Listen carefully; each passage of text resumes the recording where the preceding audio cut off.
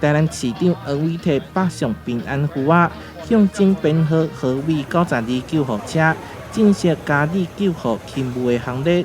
这台是由大埔福地司结合信众的力量，摕资450万所关证。一天哦，一台救护车拢爱差不多出勤，差不多10遍左右啊吼。所以吼，逐遍拢是咧加迄个时间咧赛跑同款的吼。就是拢内面的设备即马嘛拢齐全啊，一台救护车能够有12导程心电仪，还有这个紧急电击器，还有足侪设备。全新的救护车唔但提升消防队的救护量能，更予市民完善的医疗资源。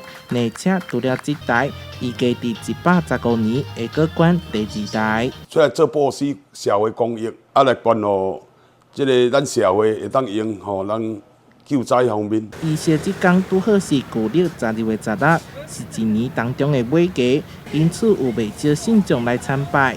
大埔福地司发挥八公仔的精神，帮助社会，会当讲是中标典范。台南新闻社会采访报道。